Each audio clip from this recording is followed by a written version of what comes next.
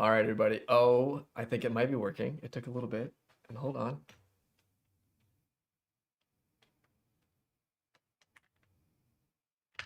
We're getting there. We're getting there. Is it better? Okay. So I think oh, you telling me. This has been a busy week. Okay, so I've been working on the lighting. I actually been working on like other stuff, but I think I have it working. I think I had backups for everything too in case it died. Been playing with the audio levels, but everything's good. The music and the countdown wasn't there. You may have noticed that. That's just on a different machine, and I'm sorting through. Might actually switch up the music on that, anyways.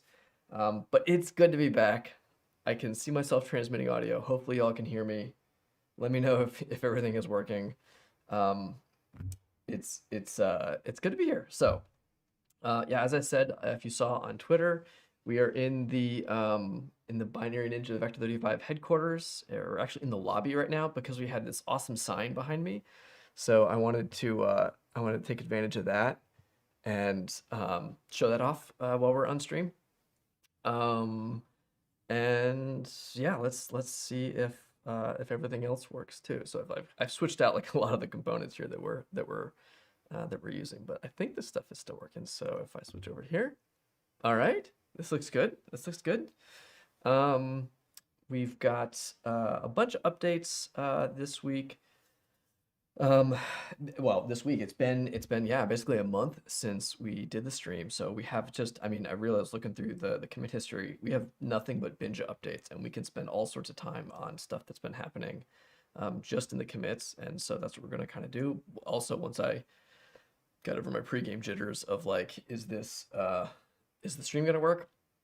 I was just excited about that. But yeah, so let's go ahead, and what we're gonna do is if we check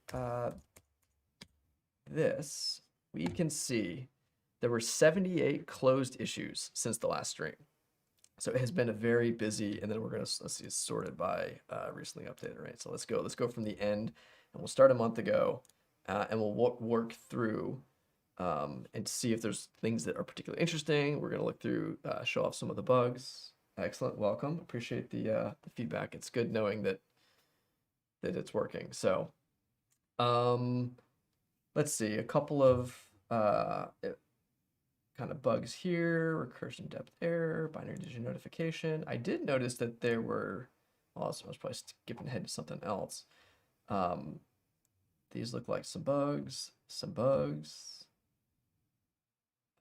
This got closed. Actually, I think this was probably done. Was this one done a while ago, or was this? Oh no, this was actually added. Yeah. So expand all contract on types view. I haven't actually tried that one out, so that's a good one to go try. So let's make sure I'm on latest right now. Although there are a couple of updates, like literally going through the build infrastructure right now. So I was gonna actually, one of the things I was gonna do is keep an eye on our build machines, and as updates come, I was gonna pull them off because there was a couple there I was gonna show. So if I pull up a binary, and then if I go to well, I could probably try it in this types view as well. So let's try this. Expand all. Okay. Collapse all. Yeah, there we go. We could do it here. Can probably do it in, if we go to view and types view. Right. No, there's a different types of view. There's a different way to get to the types view since it's got both the sidebar and the panel. Oh, I think it's just types. Yeah, so types will bring up the full types view, and I should have it here too. Yep. Collapse all, expand all. Nice. And part of the reason too that we've got so many updates, like I said, like 80 closed issues, and in fact, I think Peter was we were looking through them, just trying to make sure that there may have even been some commits that didn't have issues on them, and so we were trying to make sure everything got tagged, so we have something to go through. But part of the reason that we got so many things that are closed are because we've started a new trend, something that we began actually just after the last stream, where we are now doing every week, we dedicate one day to like a bug bash day. And what kind of had been happening is, as the team's been growing and growing, we have more and more developers. A lot of people are focused on like their particular thing. Like they're working on, Rusty's working on like view splitting and the UI refactor, and it's a bunch of major stuff there. Brian had been working on workflows for a long time, and Peter was working on the Python API refactor. So people had like big things that they were chewing off and working on.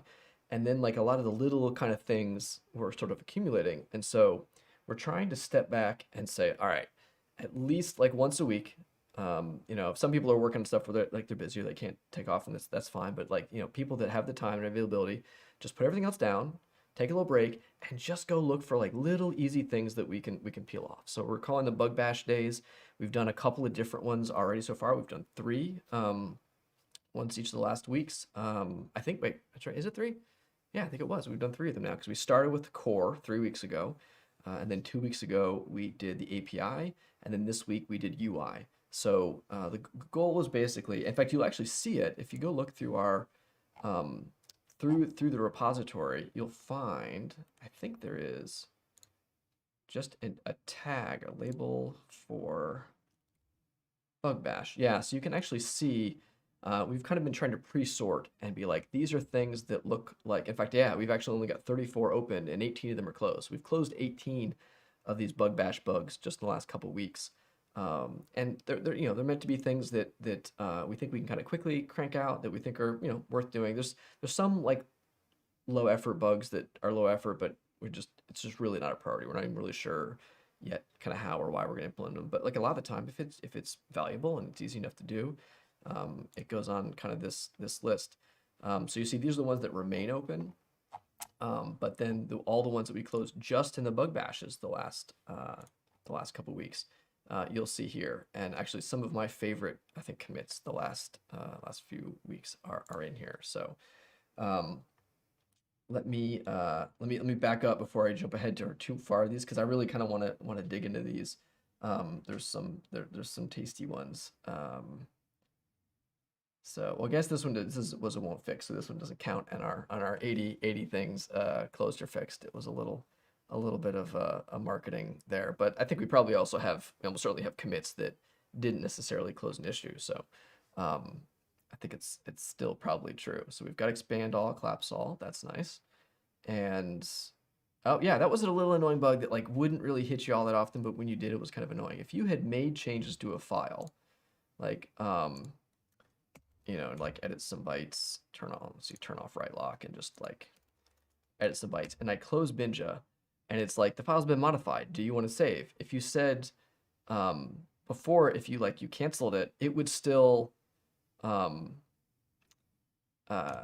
would still restart Binja. So like it wouldn't close down the one you were currently doing. It would start on a new one, so you end up with like 2 copies of it. So it was a little weird. Again, and now it is consistent. So that's a real little one right there. And then yeah, also that kind of came up with that is the don't save button itself was kind of highlighted by default. And so you would like which one you did. And this is something that's still really kind of hard to get perfect, because different OS defaults will have different settings. And so like which button is highlighted and which one is space and enter and tab and like that between Qt and all the different platforms. There might still be some kind of work there, but we're trying to like normalize that and get that a little bit cleaner. Let's see. Yeah, so there's been a lot, like this was one of the API ones that was requested. Again, we knew that's why we landed the API refactor like with well over a month before the next stables, because we wanted to make sure that we'd have lots of time to like poke around on it. So thank you very much if you're using dev and if you've been submitting either PRs or issues. There have been both of those, pointing out when things could use improvement. But I'm really happy. I think we've managed to make a bunch of changes. We added all this type annotations. We've got generators now that are much faster for a lot of the APIs. So there's a bunch of kind of common workflows that just are going to get sped up for free. You don't have to change your code at all, but because the way that the Python API is being more efficient, that's super exciting. So that's that. But then like there's a couple little things that kind of came along with that. So for example, because the API wasn't, actually I got to restart Binja because I showed the close functionality. So because the things were generators now, you couldn't do things like bv.functions like Sub-Zero, right? Because it was the generator, you'd actually have to do list of bv.functions Yeah, Sub-Zero. And like this just bit me a lot. Like I was constantly, no, thank you, Ubuntu. I was constantly like running into this just kind of like for muscle memory, and it was just simpler and easier when I could just peel off something really quick and kind of access it. And so you'll notice though that when I tried it just now on the latest dev that this does work. And yet if I check what is the type of this thing, um, it's a special class now. It's a functionalist. Before it was a generator. So we can actually go and look at the API and we'll see how Peter fixed that. And it's something that only exists right now for a couple of classes. So let's pull up function. And what's it called? Function list, I think. Well, that's not it. So where's function list of size? Function list. Is that function up high? Where would that be defined? Well, let's search where that's defined. Please to be telling me where is function list. Oh, it's actually defined in binary view. Okay. Sure. I guess that makes, well, yeah, I don't know. Peter has certainly mapped a lot more of the API into his head and organization for what goes where than I have. And he's removed enough lines of code that adding a few back in is definitely worth it. Okay, so we've got a class that's a function list. And you'll see, so it's got an iter. So it can act like a generator, right? And this is what gives us the performance boost, is that you're not getting a full copy of it every time, which there's a lot of kind of coding patterns where that would be really bad. And it's the same thing with like it's got a next, but it's also got a get item. So that makes it work a little bit like, you know, an array or list where you can actually just index something. And so there's some, you know, there's performance limitations. It's not going to be as fast. If you were using that, you could still implement some poor stuff on top of it. But this kind of gives us like the best of both worlds. If you're just doing the like the foref in, you know, bv.functions, you're gonna get the generator behavior. And if you're accessing it like a list, like yeah, you're gonna get the kind of old performance, but that's okay because it still means that most common code patterns are going to be a lot faster. So that's really nice. It's something we're kind of trying out to sort of get both this performance, but also still the simple ease that we had kind of before. We'll see. We're still like trying to figure out like where else we should roll that out. Like how many of the other generators that we've got should be converted to something like this. Can we make this like a meta class in some way that maybe makes it a little bit simpler? So we're still, I think that's probably not quite decided yet, but it's pretty close in that we have something I think that works really well, which is nice. So let's go back. And this is one of those just little API fixes where, you know, as a part of the refactor, something was no longer hashable, so you couldn't put it in sets, and so that was an unintended side effect. So let's see here. Menu helper broken menu selection. Which one was this? Oh yeah, there was some like weird errors just kind of around the bottom right menu and the way that it worked. Let's see. Another API change.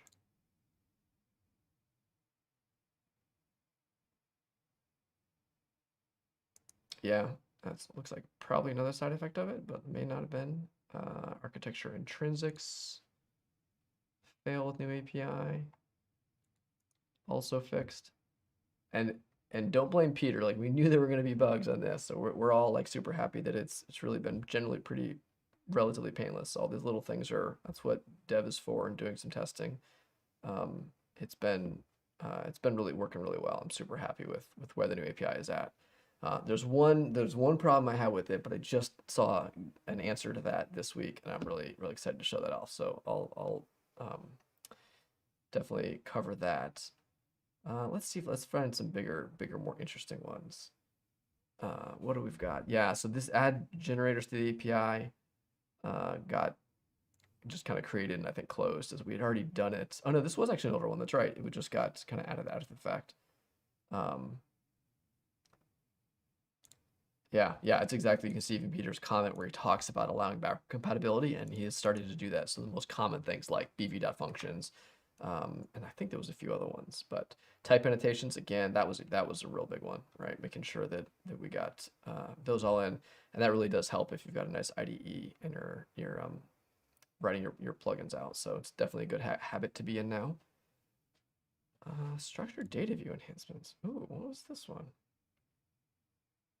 Oh, yeah, I'm really looking forward to this actually. This is a good one because I've yet to try this, but I saw that Peter's got a new thing called a typed data reader, which is kind of like the the structured data class. So the idea behind structured data view was we've already got like types and structures inside of Binary Ninja, and then like say you want to just apply that to a blob of data. Now you could do that like in the UI. You could literally like go find some, piece in memory and just be like, please make this struct what, like apply some type that you had made there, and it would decode it and show you the kind of the values of it.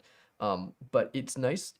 This was like a nice little programmatic kind of syntactic sugar of like create an instance of the structure based on this data. So you could actually access fields and properties and like parts of it and get back like meaningful things. So like if it was a char star, you could get back like just a string, or you could get back a 32-bit value, and that would maybe handle endianness. Like it could sort of like encapsulate this structure and then give it to you in a way that you could just kind of poke at in the console in a kind of nice way. A little bit like Kaitai, right? So a little bit like where it kind of automatically decoded the things, but just with its sort of generic structures that we have in our type information. So it was a feature that was in. It was called structured data view, but it wasn't very performant, and there was some kind of annoying side effects of it. So for example, it used like if you had a structured data view that you had made on a particular piece of data, you would do like object dot whatever. But the problem with that is like you couldn't do like what if the field name was under init, which you couldn't actually get to because that pointed to something real in Python, and so you ran over it. So I think it's been changed so it's like object whatever would actually be like a getter. So it'll be like a lookup on it, and then you would do dot whatever. You could have subfields if you had these kind of nested structures. So I think that's the way that it works. But like I said, maybe we'll look at that later. I want to make sure we get through the list of stuff, but that might be a fun one to poke at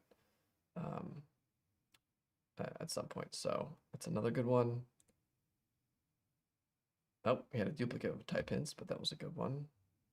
Okay, this is kind of another one. Oh, yeah, this was one I think we had fixed a while ago, but we just missed closing the bug, which was his old request from Rich about like, hey, I can make the font bigger, but like the UI elements themselves don't always scale appropriately. And so now we do have font settings. If you're in Binja, you can change your font size in both the application font as well as the view font. So view font are things like inside of the view, like, and I've got mine kind of cranked up pretty high. I actually might tank it down a little bit. I don't know if I need it quite that high.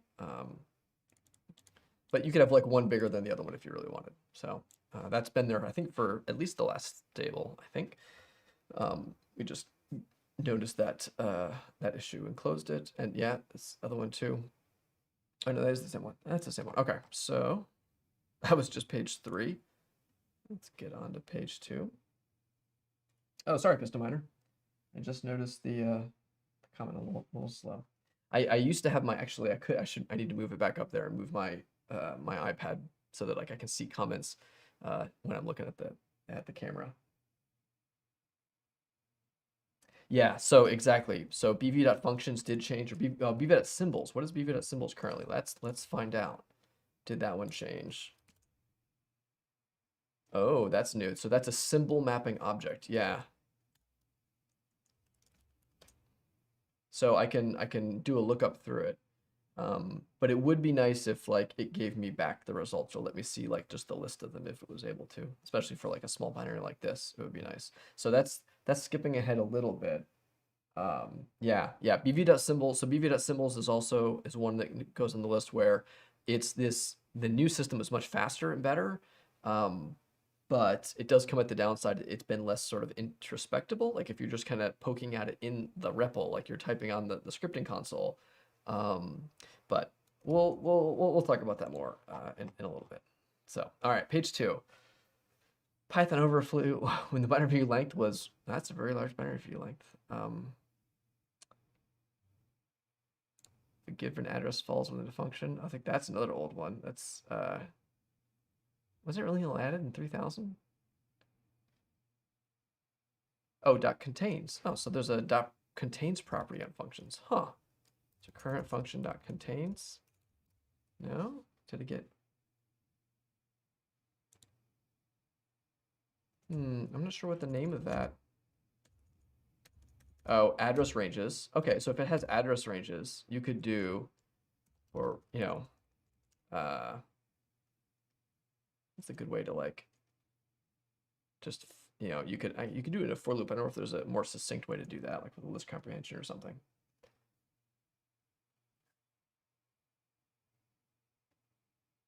No, you're good, Piston Miner. This is just kind of a little more freeform. I'm going through all the commits, and so I'm happy to kind of pop around and look at whatever people want as well. Yeah, so let's see. So like this would be I mean, you could just do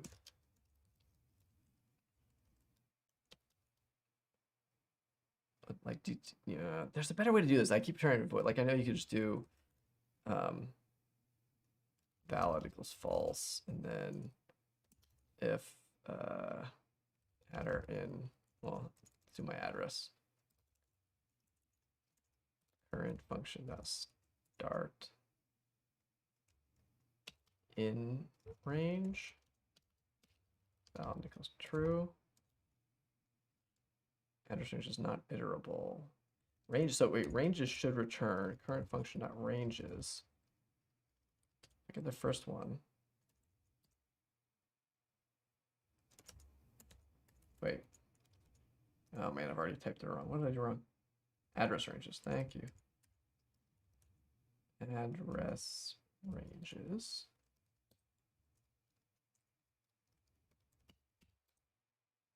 Oh, that's a bummer. So you have to actually check start and end. It would be really nice if you could, yeah. Yeah, you know what? It actually would be really handy if you could just check if something was in an address range. What else do we have on this? So if I do have an address range, what is there a separate? Yeah, end and start. I can check the less than that, but no worries. No, I'm not gonna like hold that over your head and not talk about your stuff on stream until you like accept a PR. That's all good. Yeah. So actually, that's a good note. Like address ranges should have a little bit of helper there where you could actually just like give it a number and see if it's in it. Much like you can, you know, do.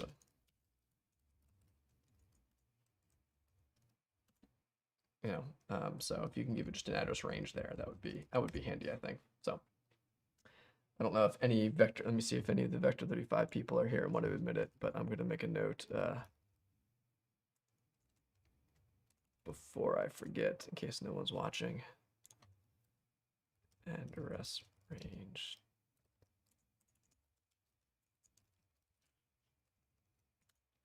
Depends on the week. Sometimes we've got several vector 35 people, sometimes we don't. So, all right. So address range, I assume that's what that one's referring to, is the address range, unless there's a different API that I missed. So.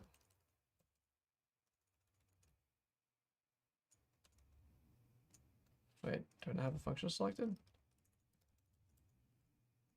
I don't have a function selected. I should select a function. Oh, that'll work a lot better once I do. All right, so address ranges, was that the thing, or is there a difference?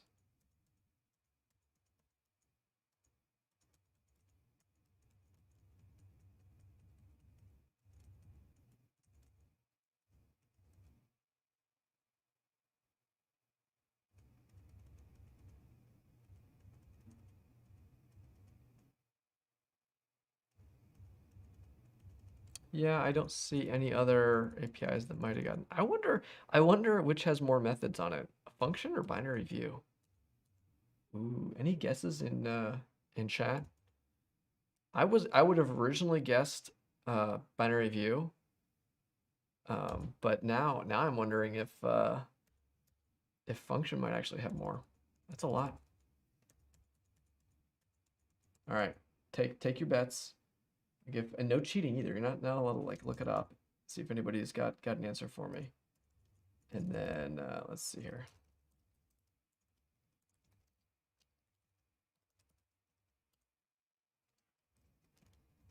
Oh, yeah. Can I just do this? Let's see if this works. Ooh, BV still does win. All right, it is BV. Yes, Piston Miner, good guess. You're right.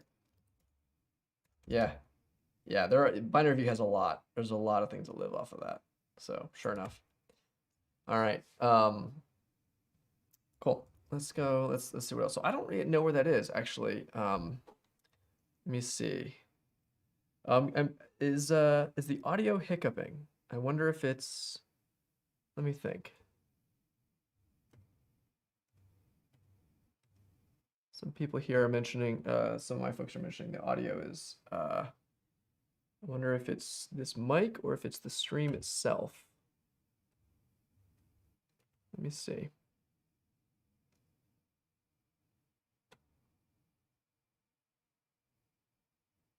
Oh, that's a good question too. Yeah, what is the actual count?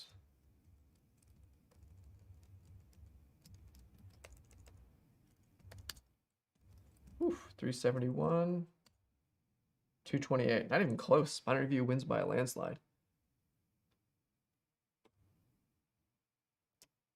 It could be the noise suppression I've got on. I think they've only got noise suppression on.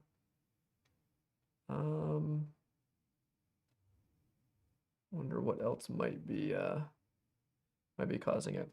Mr. Miner, how's the audio for you? Are you hearing some hiccups in audio as well too? Let me see. All right. Let me turn off the noise canceling and we'll see if that changes things. With apologies for the... You're gonna hear the air conditioning. I promise you that. It's a little bit of white noise now. Oh, is it the background noise? Hey, Game On. Oh, you were coming in earlier. I missed that.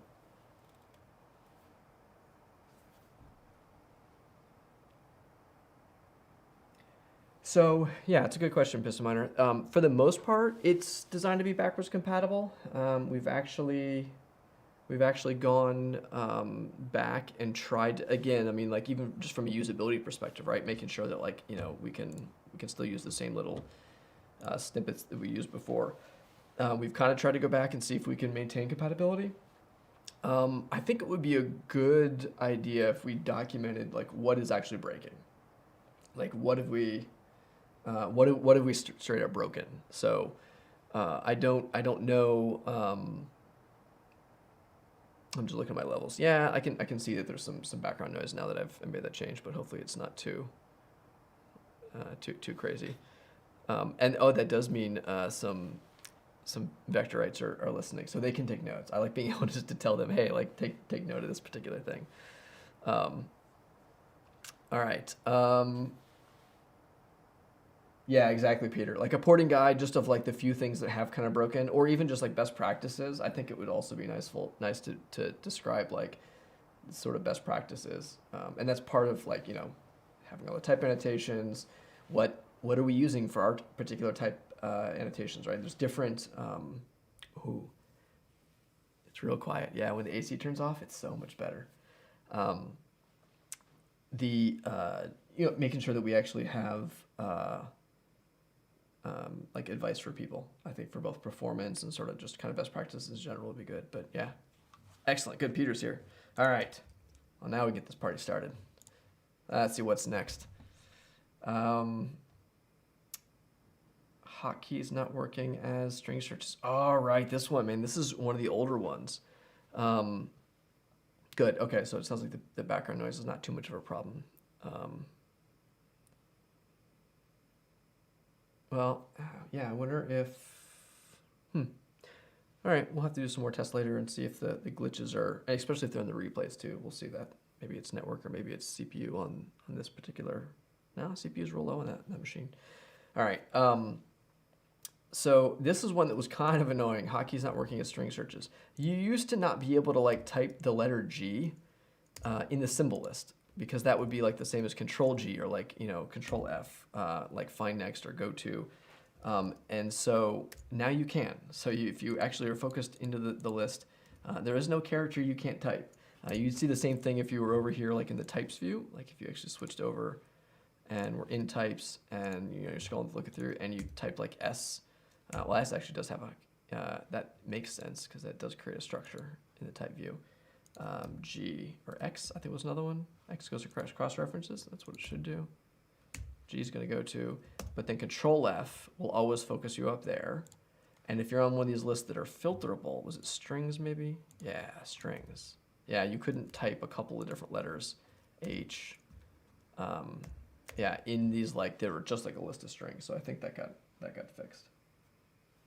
Yeah, as the first letter, that was the weirdest part too. Yeah, because you could type it like S, or type like G or some other letter, and then backspace it and type S once you're already in the filter box. So that was a little annoying. But yeah, and it only came up for a couple letters. So yeah, you know it exactly what we mean, Piston, right? Like this is what we're trying to do with these bug bashes. Like these just little niggling things that have kind of been like hanging around. We really just want to polish them off and get rid of those. So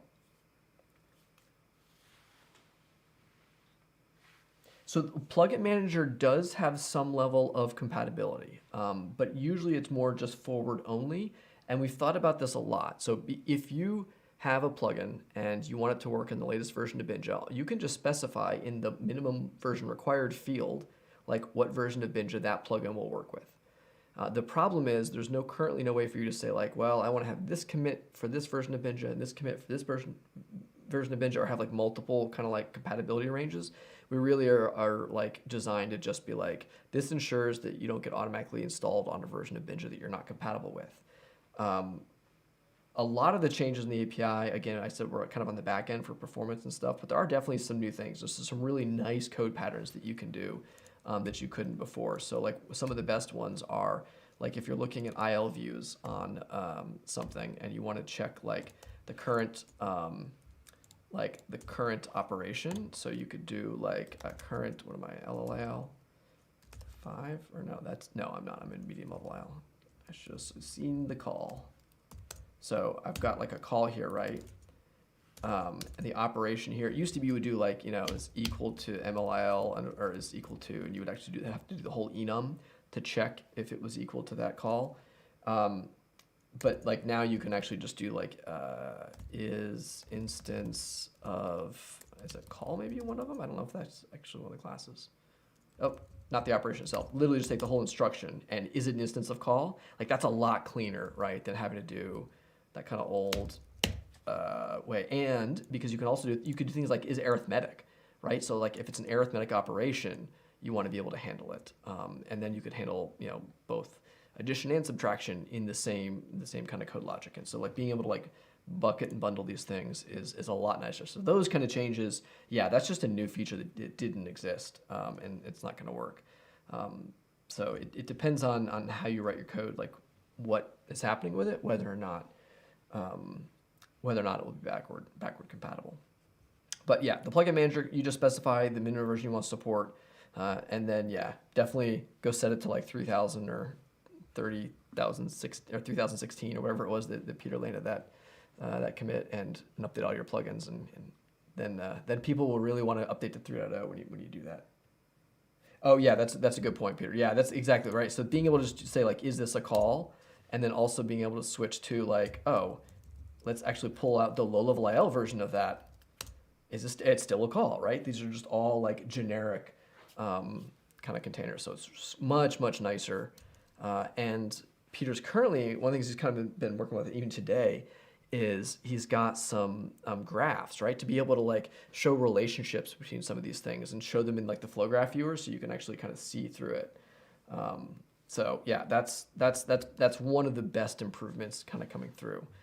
All right. Wait, this is not the right, oh, that's just the closed bug bashes. I was like, that's not the right list. All right. So yeah, that one's fixed. Some documentation fixes. Strings don't appear inline. That got fixed. Provide environment. Oh, this was one that was hilarious because I didn't even know that somebody had done this. And then this week I was doing a class with Sophia, and I was mentioning that like it's this nice feature we've been talked about doing, and I went looking through the docs and saw somebody had actually already had already fixed it. So I think yeah, Peter grabbed it during a previous bug bash. And so this is really nice. You can when you launch Binary Ninja, you can specify bn user folder. It's especially helpful when you're doing headless stuff, right? Like you want to launch Binary Ninja like headless, maybe without any plugins at all or with a totally different set of settings. You can set the bn user folder now. And so instead of always being .binary ninja, right, where I'm like here, and then the plugin folder, I can make a separate folder, and I can launch Binary Ninja and just say like, so for example, if I do bn user folder, actually let's make a bn2, and let's copy my license file so it can actually work, and to bn2, and then if I do bn user folder 2, and then I launch, and hopefully I typed it right. Yeah, you'll notice that like the theme is different, right? Like all the settings are going to be reset. Wait, no, theme's not different. Wait a minute. Did I type it wrong? Directory. Yeah, I think I typed it wrong. That was on me. Being net user folder. Yeah, directory. Oh, that's a good test. There we go. And see now you'll notice that like, yeah, it's all different here. It doesn't even have actually, why can't it create the repositories folder? I wonder if it needs. Oh, no, it made it just fine. Why could it make the subfolders? Let's restart it. Huh. That looks like a minor bug with that one, Peter. I don't know if you saw that there. So community, oops. Community, official, and now let's restart it and see if that error goes away.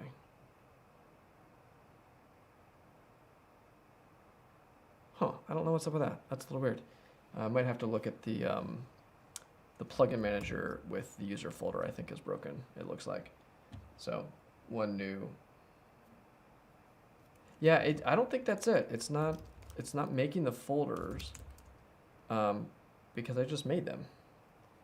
I think it doesn't want to, maybe how I specified it with my tilde, maybe if I do a full path when I launch it. Let's try that. Yeah, I bet that actually has to do with it. Actually, I didn't even specify a tilde, so let's do that. Yeah, that's probably likely. So home, v35, bn2. Let's give it a full path. It's probably, yeah, that's almost certainly what it was. Yeah, it was the path, getting the right, and there we go. Yep, and downloading all the plugin information, and there we go. So. Yeah, that's really nice to be able to do side-by-side testing, all sorts of nifty stuff you can do with that. And this kind of joins some of the other environment variables we have that let you like disable just user plugins or repository plugins or user settings. But this is a much more broad thing that you can set up once and allows for all sorts of nifty stuff. So, right, Joe? Yeah, like shells and paths and current working directory and relative and absolute and. Just give me a nice simple reverse engineering task instead. All right, so I really like that. That's actually one of my favorite. It's kind of a little thing, but that's a really good one. And again, it was hilarious that I literally didn't even know that was done. All right, so add another no return type, HLL bug, some logs, visually. Yeah. Oh, this was nice. I cleaned up a little bit of the UI and the tags. Let's see, type parser. Zero size erases pointers, substring offset display in HLIL.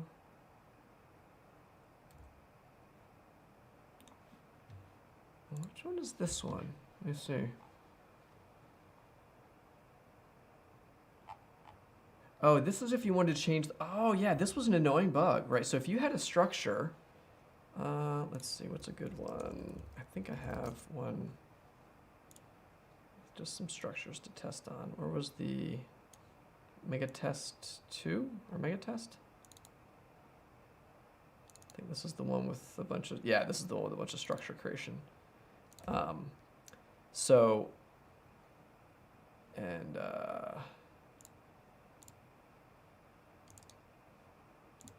Yeah, I kind of want S to do that for me. I want like the even more magical version of S. I want it to be able to create it and then also apply it. Although there's reasons you might not want to, right? Part of the reason is you might want to create it here, but then you might want to mark it a few other places before you actually create members that access offsets if you want to get kind of a better view of it. So I can see why you might not want that. But anyway, okay, so now that I've got this, so if I find, well, all right, so this is just struct one. We're going to call this store. And let's just put this somewhere here. So the issue before, I think, was if you wanted to change the type of this thing, yeah, field 0, right? If you want to do the structure itself versus the field, because you'll notice like they're at the same address, right? Which kind of makes sense. So there was an issue with S and Shift S. Oh, there we go. Yeah, for like the more magical version of structure creation. Maybe. I don't know. Like sometimes you get a little too clever with like how magical things are and like hiding things, and I don't know, maybe just do the right thing the first time. Even if you wanted to annotate other types, maybe there's a different workflow for that. I don't know. Like that's a good question. Shift S, S.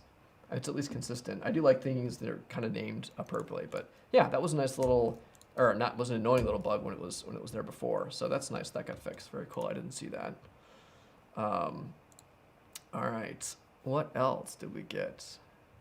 Display has character on enum in type sidebar calls to default. Well, that's not good.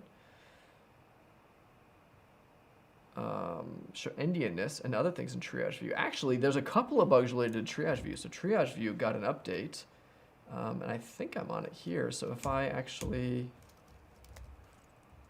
go to triage view, you'll notice a few new things here, right? So you've actually got hashes, which were commonly requested. And I also, yeah, I haven't played with this much yet, but I like this like just like click to copy kind of feature, right? So like oftentimes, like instead of having to like click and select in Control C or something like that, like you can just click to copy. Yeah, it looks like the copy is kind of delayed a little bit on the display, but that makes sense. Yeah, because we want to make it discoverable. I don't know, is it discoverable without that? I'm curious. Ooh, and the cursor should change. I think the cursor should change to a hey, this is clickable. That might do it too. You might not even need the copy hover. I'm curious what the stream thinks. Would you rather see copy there or not? What do you think makes that? Because I think I even suggested it originally because I was worried about not being discoverable. But yeah, endianness. And then I think there's even a few more. Like if we open, do we got some? Yeah, just give me some malware sample. I want specifically a DOS. This one, sure. I guess that's just more down here. Yeah, that's the same one up there. Yeah, so triage got a little bit of an update. Although, don't click raw view right now. That's getting fixed. That build will be out here soon, I think. But otherwise, that ends poorly right now, just for the next few minutes. Let's see. Advanced Analysis Iterator. Oh, that's right. That's right. I remember seeing. Okay, so there is.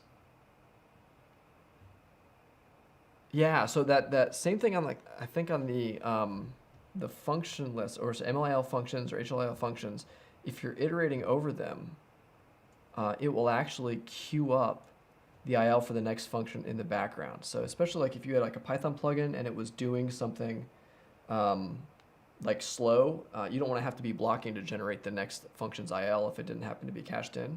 And so I think it now kind of does that behind the scenes, which is pretty cool. So let's see here. Is it current MLIL? I don't think I have an instance of that. I need to go to the entry point. And what was it? Function analysis iterator. See, we gotta, yeah, Peter, you gotta like put the name of the helper method. What is the? Actually, it's bv.mlil functions dot. Wait, what? Oh no, that is it. That is MLIL functions off of bv is the thing that has, or actually, I really should, I need to get in the habit of doing this, using Glenn's question mark hack, just to get the help out of it. Yeah, generates a list, so it does this for you. It is just a generator, and, but we'll do it for you.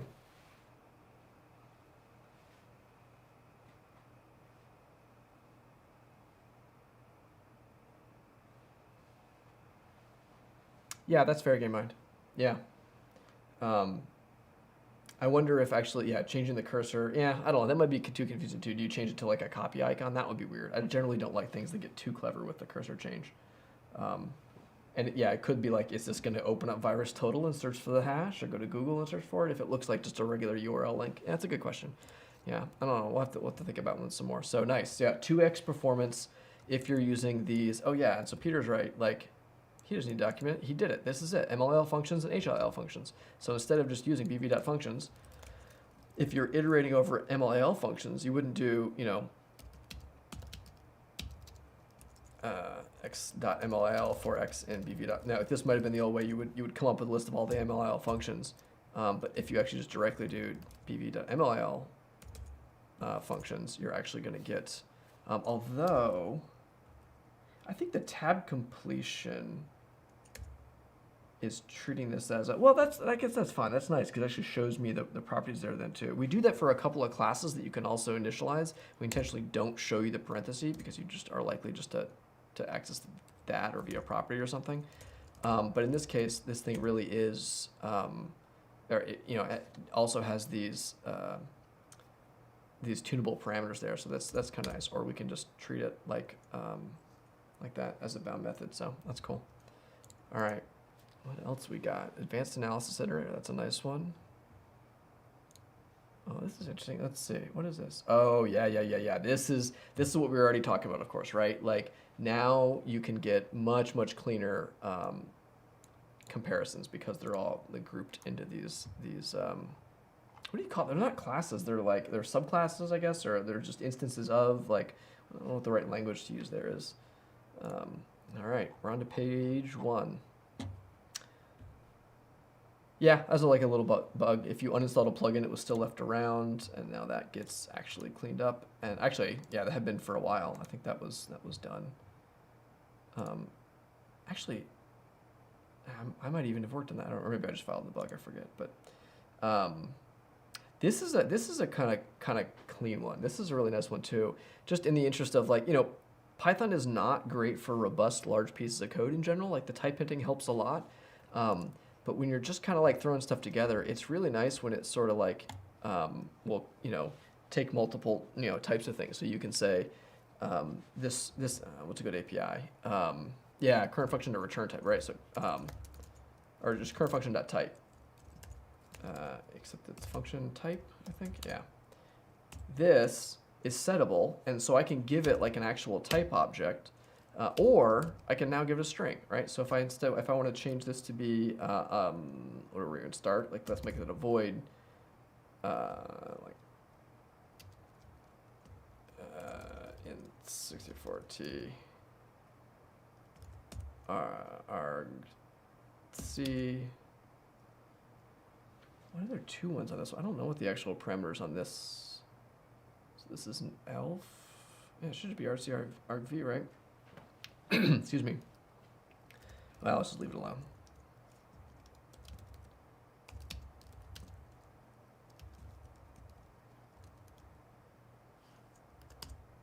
Hey, there we go. So you can now just change directly using a string. You don't have to actually create a whole, yeah, so that makes working with types just a lot easier. If you give it a parsable string, it'll do that. Abstract base classes. Thank you, Peter. So yeah, it's got an abstract base class, which will apply to multiple IL operations. So cool. Yeah, I think this is like a really nice little, it's little stuff like that that really just adds up when you're using the API, when it just kind of does what you want without you having to think a lot. If you had to go and create a type object or do a parse type thing and then pass it and do it, the fact that you could just give it a properly formatted type, like say you got the type from another function as a type object, right? Like you've actually got one of these types. You could do that. So you've got the type here. You know, I could actually, this is going to break things horribly, but right? Like I can set that, I can set it that way, but I can also set it via that string. Yep, and that's fair. It should error. That is not a parsable string. I deserve that. I was curious to see what would happen. All right, so I like that one as well. Oh, this one's another nice one too. Yeah. So I think now there is a way to, yeah, binary view metadata. So we've always had, if you're in triage view, these just list of imports, but that doesn't necessarily give you the library. Like it, you know, on Windows it would. So if I open up a PE, wait, that's why did I make a test? I wanted to do my tab. If I open up a PE file and look here, I would actually see. Oh, this thing of course doesn't have any imports, or is it just obfuscated? I'm not sure which. How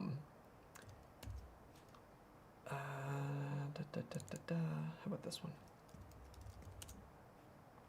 There we go. Yeah, so usually like Windows imports, you're actually going to see either ordinal or you see a module and name. You get a little bit more information from the triage view, but you didn't get that like with an ELF. And so it's like, well, what libraries does this thing depend on? Like that was a nice thing to know. And so it's not in the UI yet, but there is. Let's see if we can find this. Libraries. Let's try that. Let's see pv.libraries. Hey, I like it when the guess is right. There we go. All right, so needed libraries on this one is just libc.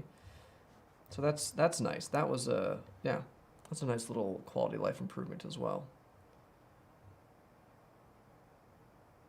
Yeah, we've made some improvements to like the CMake system and how that works. Oh, it is in the UI. Oh, I know where it is. You're right. Yeah, linear view, top linear view. Yep. Yeah, right here. That's right. In fact, I remember you adding it there. I should remember that, Peter. Yeah, so you can see the list here as well too, right in the UI.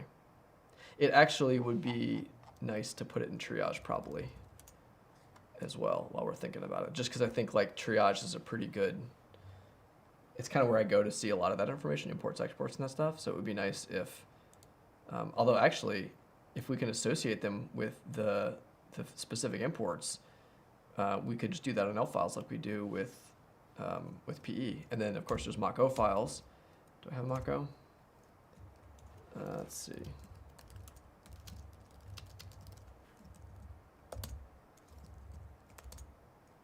Challenge2.Mach-O, that'll work.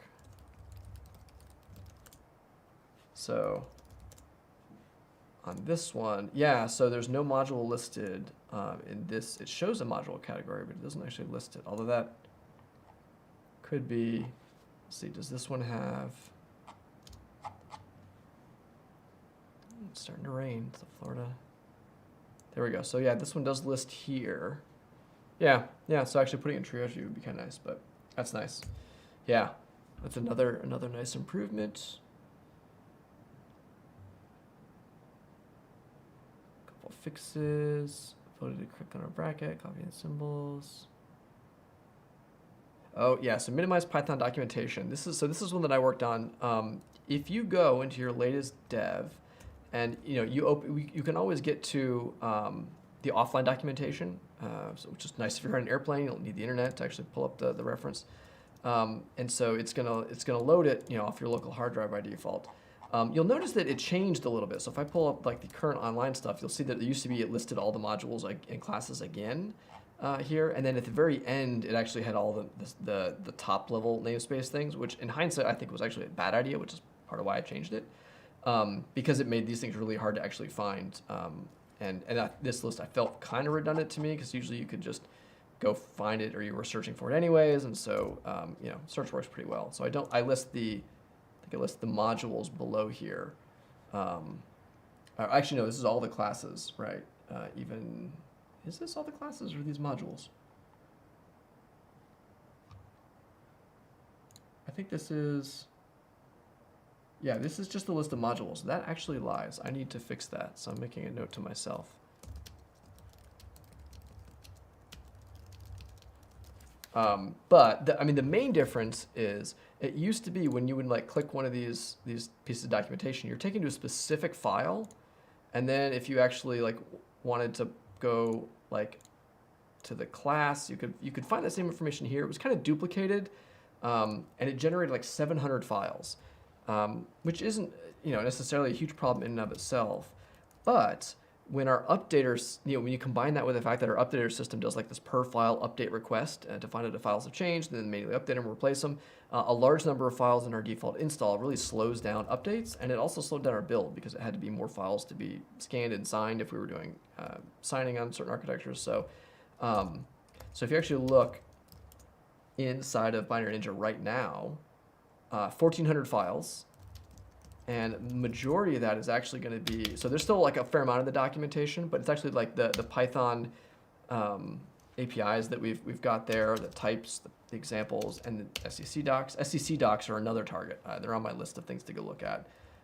So it's no longer like, and then the Python 3 bindings, like there's no longer one giant source of things. It's kind of spread out. Like it's pretty evenly mixed between where things are at, which is nice. If you went back to stable build and check the files, it was an extra 400 files.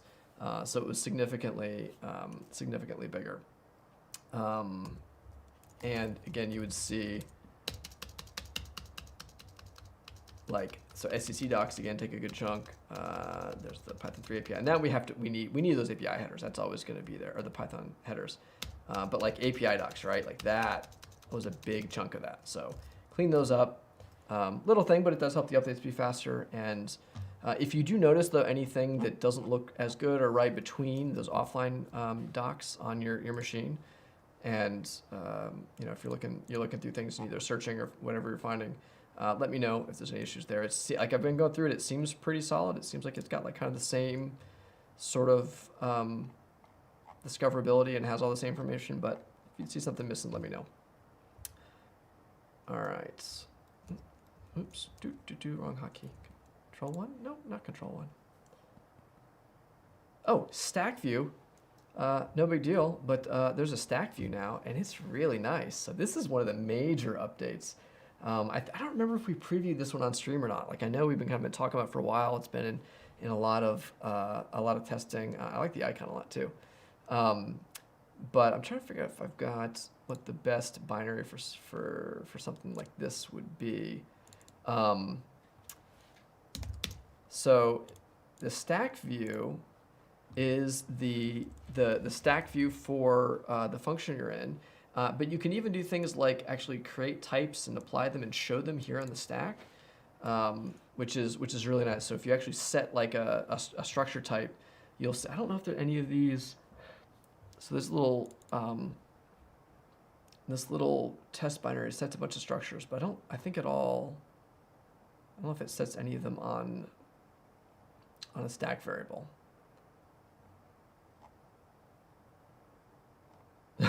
Today's random number was 1, 2, 3.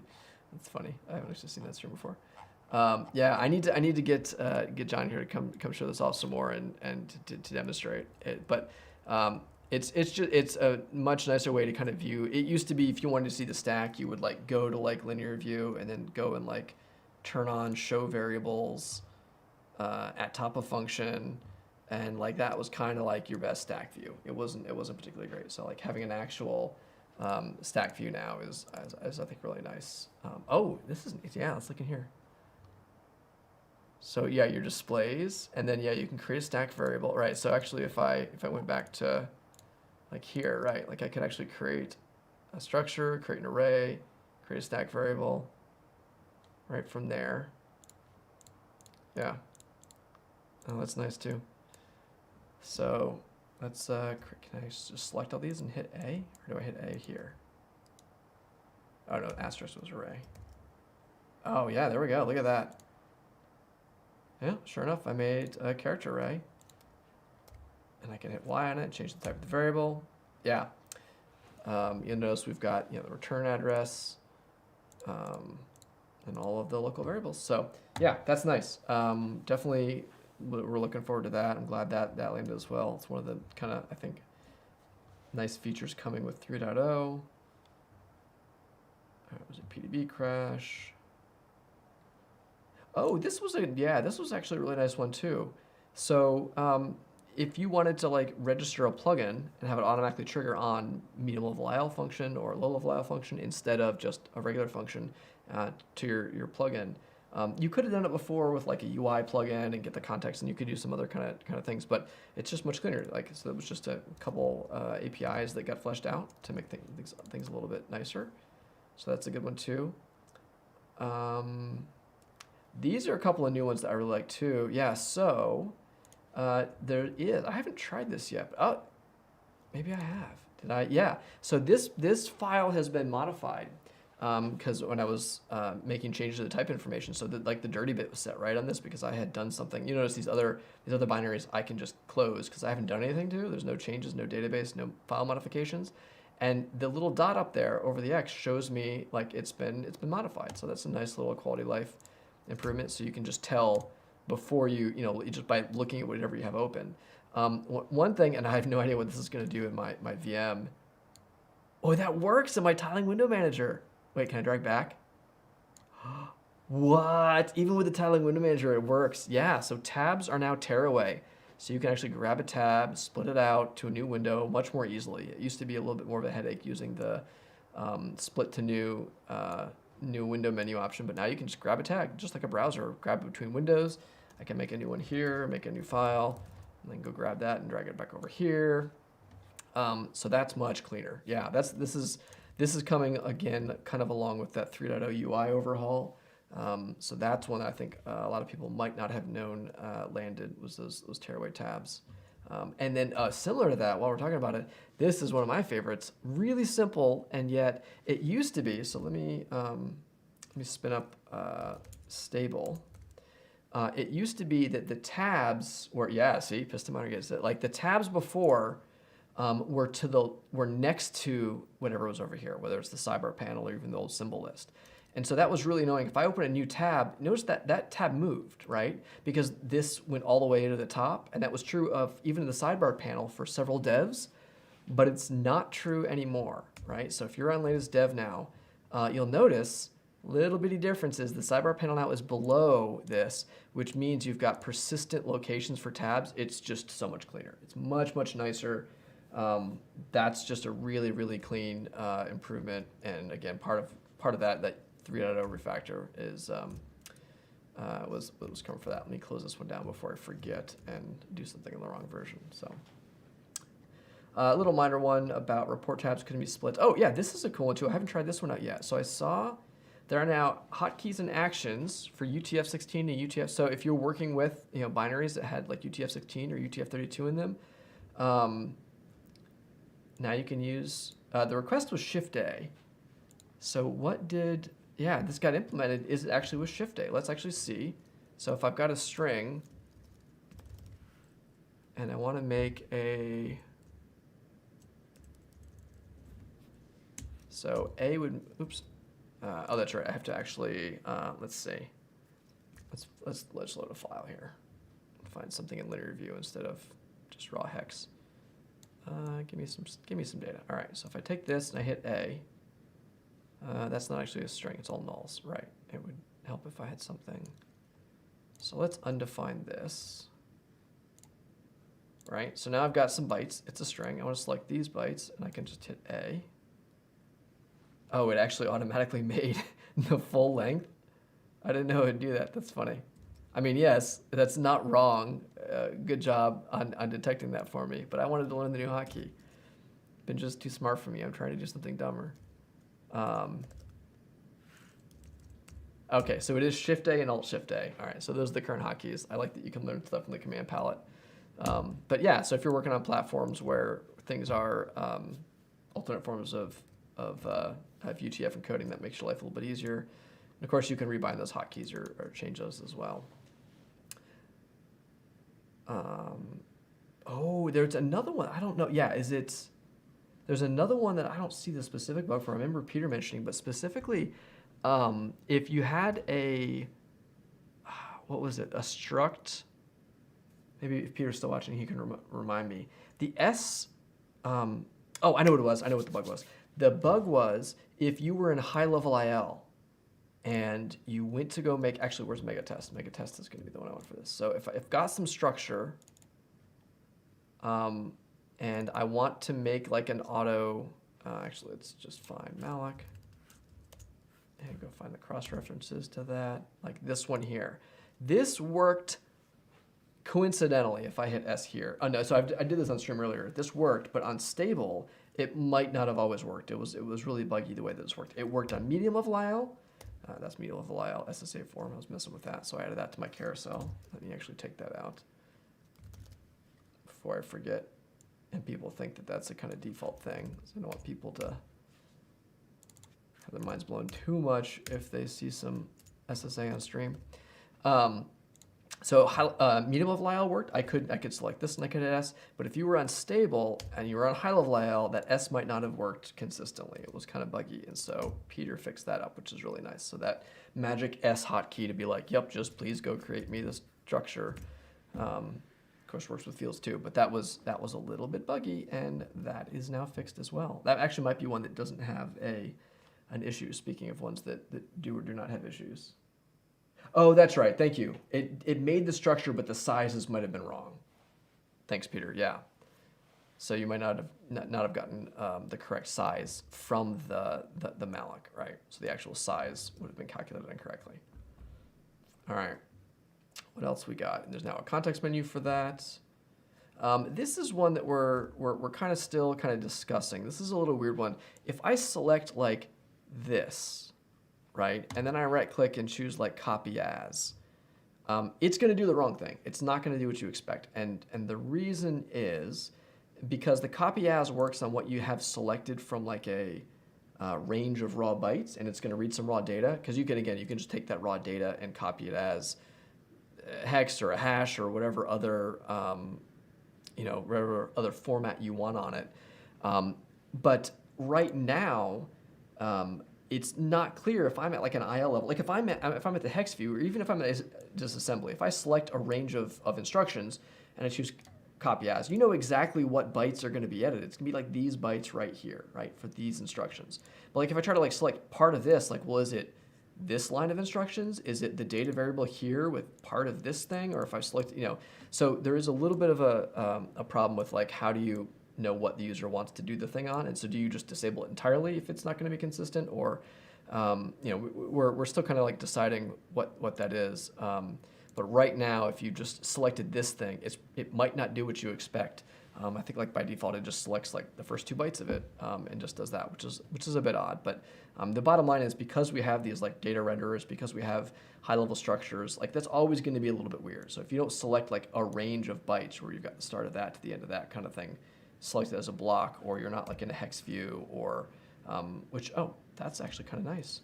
If you just switch to hex view, it shows you what was selected, right? So yeah, if I select this whole line, does it do the whole thing? No. If I select this, yeah. So I do think there is definitely one bug. That's actually really clean. That's maintained. I like that. But I should be able to select the whole line, no subselections, and then get like the whole thing. I think that's one unambiguous change that it should do. And so that one I think should be fixed and could be fixed, because I know the start of this maybe to the next thing on the line. I don't know. It's a little, even that might be hard, because again, it's kind of weird between what the UI knows, what it's rendering, and what the core does, and if I've selected something. So in general, if you want to use those copy as, just do this. Now, copy works just fine. So if I select this and just use copy, and I hit the right hotkey, that should give me what I want. Like, that will give me just that data. It's only going to show up if you're trying to use like all the different transform kind of menus. Those just generally work on data, so it's going to work on something that very clearly maps to an exact range of bytes. But that's not always true. Like if you're in IL or in a linear view, like a data structure and something. So, all right, it is really pouring outside. Lots of rain. Oh, and by the way, did turning off my noise cancellation actually impact? I think they said it didn't. So I'm going to turn noise cancellation back and noise suppression back on, because the air conditioning just kicked on. So let me know if that is causing problems. I think that's all of the 80 things that were closed. That's like the highlights. A couple other things that happened as well, and Vector folks, feel free to remind me if I miss one. But the Snippet Editor, if you've used that, it's kind of, that's my baby here. The Snippet Editor got a little bit of a facelift. It's a very small change, but if I, oh, did I not? Oh, that's right. I didn't actually push the update. I want to do some more testing on it. So let me.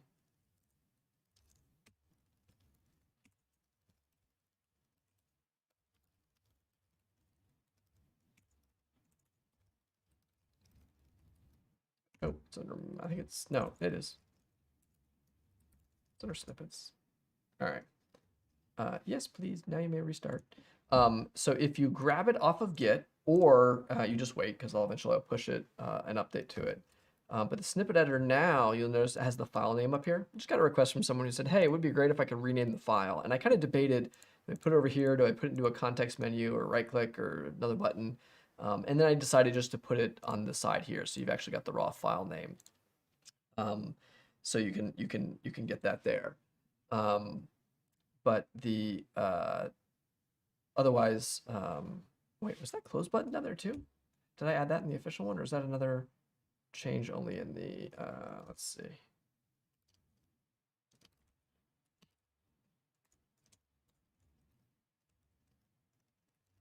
re-enable that and restart.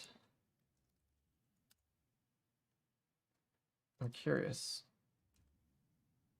No, okay, that's been there for a little bit then. I don't even remember my own stuff. Yeah. So, anyways, minor little thing there that does. Okay, and then one of my favorite things that I want to talk about is because this was a problem for me. After this refactor, there was, and I'm going to cheat a little bit. I need to update this. Let's restart. Let's go to plugin manager.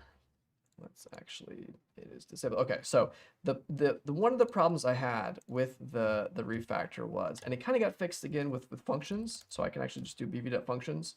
Actually, no, wait, it didn't. That's right. bv.functions. Oh, it's a function list object. Like, yeah, I can pull this one off, but like, I really liked before that these just simple lists let me just look at them kind of interactively and inspect them. Or bv.functions sub0.basic blocks, right? I want to actually look at like the basic blocks of this particular like binary, but like that's like, no, I want to see it. So like, you know, I could throw it into a list and then I can get it back out. But I actually really liked before that you could get this done. And I was like talking internally with the team, and then I realized like, oh, Glenn had already fixed this. I know I intentionally left that disabled this time. Because I wanted to show what it looks like beforehand, right? I wanted you to see like what this is trying to solve. So this, ostensibly what this plugin does is turn like decimal values, like if you do, has no BV there. So let's come over here and bv.entry function.start. Like ostensibly what the plugin does is, oh, there's a decimal value. Let's show it as hex too, because lots of times people want the hex when they're working in the Python console. So it just adds a display hook to be able to do that. Which is nice. There's like, I could quibble maybe about the formatting or when, or like, you know, should it check format member ranges or some other stuff that you know, we can debate. And I'm curious what, yeah, hex is clickable is one of the main arguments for doing this, right? Like we don't necessarily like make all numbers clickable in the Python console because just it may not be an address or whatever, but hex is clickable. So if I print something as a hex value, yeah, exactly, Eric. That's essentially the discussion. There's some concerns with like, and so here, arguments for doing this, like as added by default, would be, look, this is only impacting the repr. So literally just when you are typing something and not even when you're printing it, just like when you just type it into the return of a function, then it's no. If we're going to ship in the core, it's going on by default. I think we would do it right. We would make it so it works well for everyone. There is a little bit of an expectation thing of like, that's a little weird. Why did I get decimal and a hex? What kind of thing did I get back? And you're like, you looked at it, and you're like, oh, that's just an int. That's a little weird. Oh no, Glenn, I found a bug. Underscore. See, this is why the plugin is not on by default too. We need some more testing. Yeah, it actually breaks the, we need to have it fix the letting underscore be the result of your last command and have that still be correct. We got to figure out how to maintain that, because that's kind of useful too. So like if you actually do something with it, it's still an integer, it's still just a regular value. But now with this function on, you also see it as hex, which is useful. We got to figure out it is dangerous. Exactly. That's like we're still finding bugs in it, and it needs to be like put through its paces. But the argument in favor is it only impacts when you type something out and it's the return in the Python console. It will never break a Python plugin ever. It can't. It doesn't touch what Python plugins do, right? Because Python plugins don't actually have the repr that's going to just print the results of the last command. If you just run a bare command, it just goes away. Nothing happens to it. So we don't have to worry about that. It will never break a plugin, but it changes user expectations and could cause some weird stuff around what people are used to. And like, do we, for example, look up if it's a valid memory address and only show it as hex then? Do we show both? Do we just show one? Like, there's some discussions that we had. But here's the thing that I think is unambiguously amazing about this plugin. And if we can fix, or at least this particular feature, is I get my bv.functions back. I get my bv.functions sub0.basic blocks. It will actually go, and if it detects a generator, it'll just show you what the generator does, and it will limit it so it doesn't go too crazy. Like it'll only do up to 100 things, which really you shouldn't be looking at more than 100 things. It's not going to be useful anyways if you're just looking through it. And if you really want more, you can easily just do, list of the generator, right, and get the full thing back if it's being truncated by this sort of magic pretty print thing. The other change that Glenn just made too today is it actually shows you now, hey, like this is a generator, right? Like just so it's a little less surprising. If you were trying to expect the type and you expected a list and you got back a generator. So like for example, basic blocks is one. I don't know if this one has the magic like let me index it yet. So this one does, right? This is one that does have the getter on it where it will let it get you a particular item, but not all of them do. There are some generators things as part of the new API that don't have that yet. And if you just saw a list and you couldn't do that, that would be really weird, right? So this this sort of hint that like, by the way, this is the prompt doing something special and showing a generator, I think is a good idea. And so, like, Glenn and I have kind of been talking about, is this gonna be the final form? It might change, but. Oh yeah, Eric, you're watching the backlog. Is instance is nice, right? Yeah, it's so much better. And then now like we're gonna get some nice documentation just to show the relationships, and I'll show all of the different abstract base classes. I had to check the chat logs. Peter had to tell me the name. I always forget it. Abstract base classes for those, so you can get arithmetic, call, memory. I don't remember all the other classes, but that's, yeah. So we need to like show those and kind of visually represent them. I think that'll be super nice. So yeah, so I really like this hex plugin. Again, it's not going to be enabled by default for a little while because I think we need to do a little bit of testing on it, but I really want us to get this before stable, because I think that, again, you sort of lose a lot of the nice interactivity, introspectability with all these generators. Like, yeah, you get great performance wins, but it's a little bit more annoying to have to like wrap everything in list. And because you can sort of get all the benefits with none of the downsides by only doing a display hook that catches the REPL just in the interactive like scripting console, I think that's a pretty big win. So assuming we can make sure there's no bugs and we do some more testing, I think I'm at least going to be lobbying hard for that one to make it as like a default behavior. I think that one should be on. We'll see. The hex values and stuff I think might be a little bit more controversial. Do we hijack all hex values out? That one I would guess ends up being behind a setting, or maybe is off by default, or may not be on. But like I think this be able to show me a generator easily just for quick like inspection of stuff and not having to remember to wrap everything in list just to be able to see it, or call next on it to get the first element just to look at it or something. I think it'll be really nice. Oh, Peter also mentioned he has already pushed a fix, so let me actually see where the builds are at.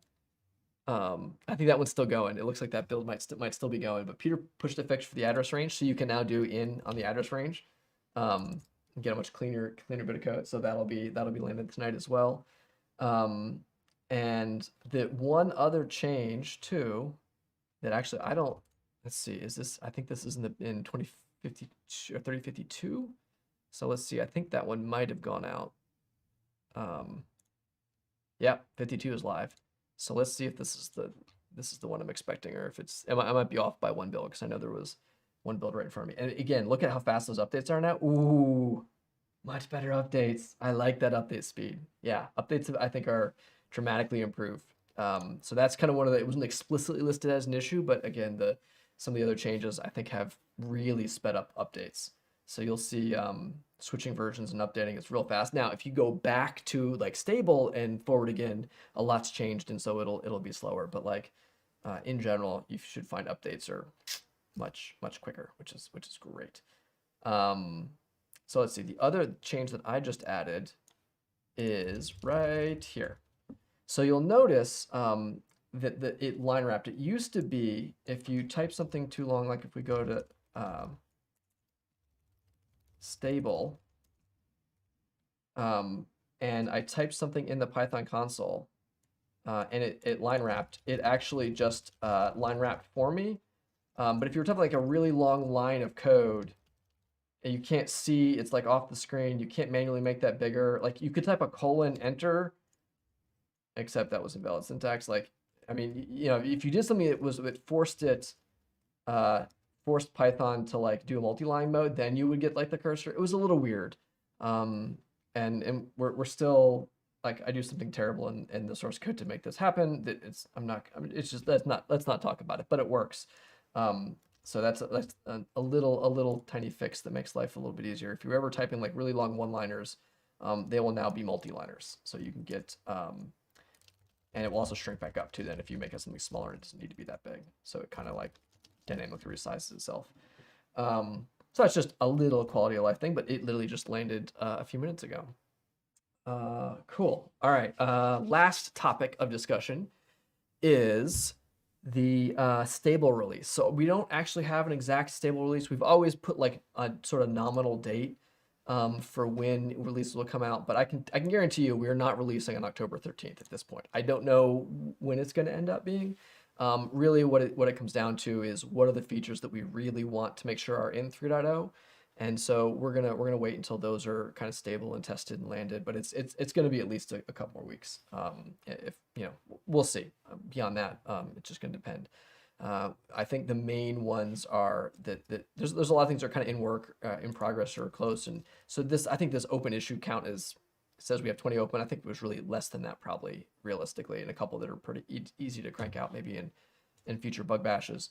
But the main one would be like the new, like of all the UI refactor stuff, like that view splitting, being able to like have synchronized split views. That's still a pretty big feature that remains to be done, and was one of the main things we had in mind for 3.0. Well, you know, we'll see. We'll talk over internally. There's a chance that we decide to launch without it, but I think that'll be important. I think we want that. And rather than like rushing a stable release, we're just going to wait until we've got it right. So we never are stuck too much to a release schedule that we're not willing to kind of space it out just based on where things are at. So I think that's everything I wanted to do on stream.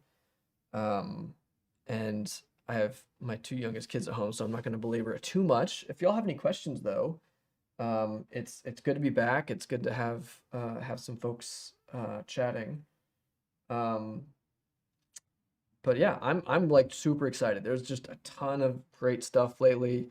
Looking forward to finishing out the rest of the 3.0 things, but it really, I think this new push on the bug bashes and getting a lot of these little kind of easy to fix, but they kind of can get in your way, paper cutty type things, is going to result in like a lot of quick gains very quickly. You know, at some point we're going to run out of like of the easier stuff, and we'll just be left with some of the harder things, but it'll be nice to get a lot of them out of the way. So, oh, survey results. I did not. That's a great question. So I've been doing, as I said, this training class all week with Sophia, and so we just wrapped it up. That's also why I'm losing my voice a little bit, and she talked way more than I did. So Sophia had it definitely much worse. So I haven't been as involved with the survey, but as far as I know, I think Peter selected the random winners, and I don't know if he's contacted them yet or not, or maybe they're being contacted. We have to ensure that everyone's eligible that won, and then once they are, we've confirmed whether or not they want to be anonymous, or we can say like their first name in the winning page when we announce the winners. We'll post that. So if you haven't yet heard about a prize, you probably didn't win, but there's still a chance that somebody else who's eligible doesn't kind of make it. So, but in terms of like the results themselves, I think we're gonna be tweeting out probably a couple of things, just kind of like summary stuff.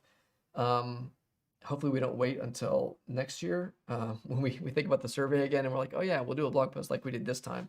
But in case you also missed that, we did do a nice recap. Peter did a nice recap of last year's, the 2020 numbers, and kind of had the how humble are reverse engineers clickbait title.